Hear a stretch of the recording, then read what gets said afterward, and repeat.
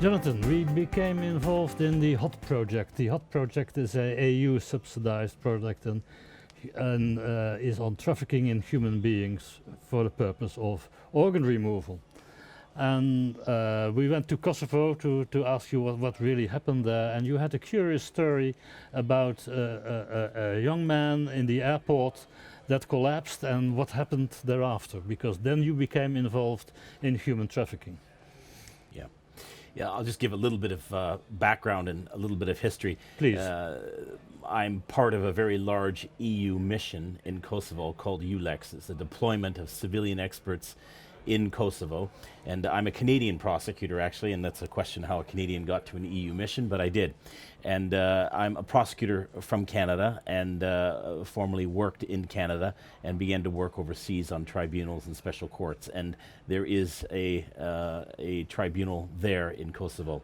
When I arrived in 2007, 2009, there was a development there involving a case, a private clinic called Medicus. What transpired and what really crystallized all the issues for the clinic was that there was an incident at the airport. The incident involved a very young Turkish boy, Yilmaz Altan. Altan collapsed at the airport when he was about to transit from Pristina airport back to Istanbul. When that took place, he collapsed at the airport. A medical doctor immediately arrived. It was very clear that he had very recent medical intervention, and it was a kidney extraction. So we knew that. Investigators became very concerned because he gave a number of statements about why he had come to Kosovo for medical procedure, and that drew the attention of the authorities, the UN police and others, immediately to this private clinic, Medicus. And before that, nobody had any suspicion of something going wrong over there? I can't say in a formal sense, but there were indications that that some of the medical practice, you have to understand that Kosovo at this time was relatively just coming out of a very large armed conflict and was a brand new country, and the regulatory scheme, the medical oversight was very low at this period of time. And there were indications of problems in the medical field, but nothing of this kind. When the authorities arrived at the clinic, they sealed and then began to search the clinic. Of course, they found a patient, individual, Israeli national, elderly man who obviously had had recent surgery also. And quick investigation revealed that this was the recipient of the kidney from the young Turkish boy. That kicked off a very large investigation initiated by UN and then taken over by the EU mission, in which I'm a part of now. But that investigation resulted in a very large indictment. The indictment involved allegations of trafficking in persons for the purpose of removal of organs, for organized crime, that an organized crime group was present at the clinic, for fraud, for illegal medical practice, and forgery, and many other criminal offenses. That indictment was proffered to the court, and the court accepted indictment. There was a very lengthy trial of 2.5, 3 years, and at the end of that trial there were convictions for organ trafficking and organized crime against, very uniquely, 6 or 7 medical practitioners, so doctors. The doctors were at this point found criminally liable for organized crime, being part of an organized crime group, and also found liable as medical practitioners for trafficking in persons for the removal of organs, which is likely the first case of its kind that I have been aware of where medical practitioners have been found guilty of that offense. Can you tell us if this was an incident one time, or was it No. 20, 30, how many cases? No, it's very clear. It's very clear that this type of prosecution is extremely rare. I can say that.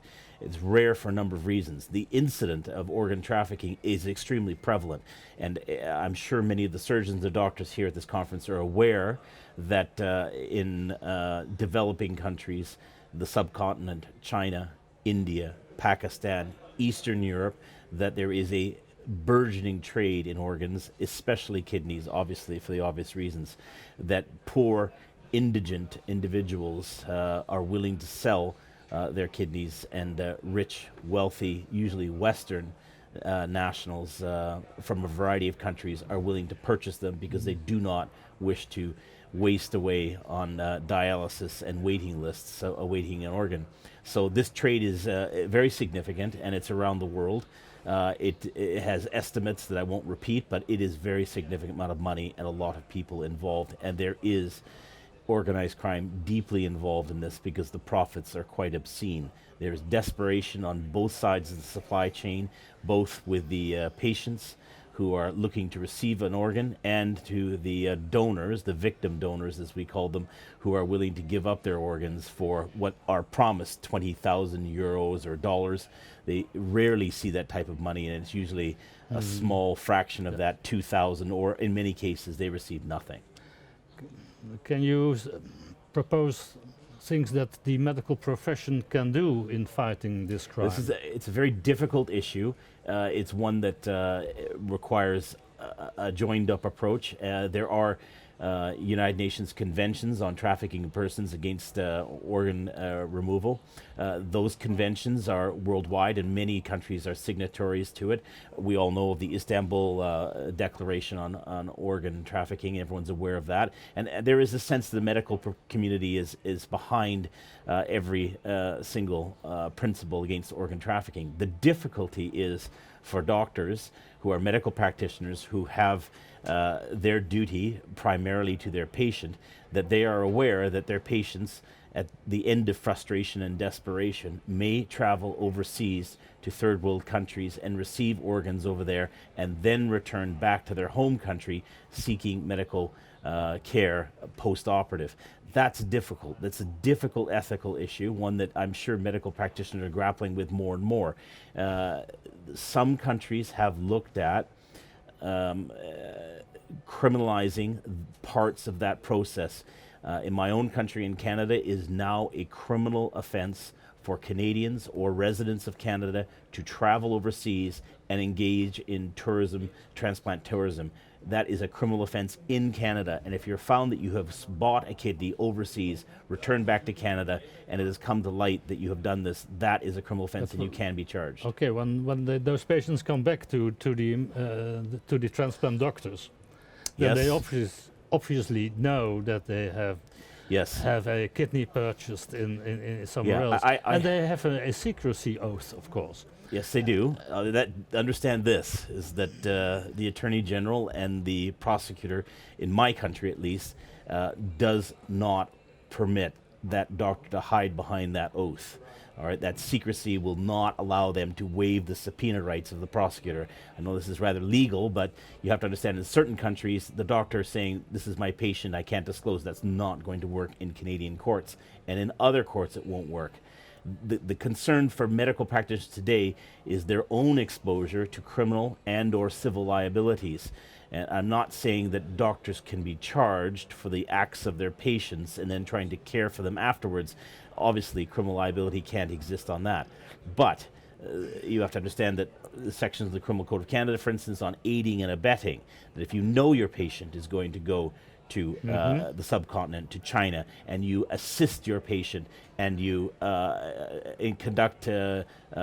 render material assistance in traveling, etc., then you are opening the door to your own liability, civil or criminal or regulatory. And I think many of the colleges of physicians and surgeons will begin to look at this aspect of what in Canadian prosecutors would call willful blindness on behalf of medical practitioners. I think those days are largely over, of being willfully blind to these ethical issues.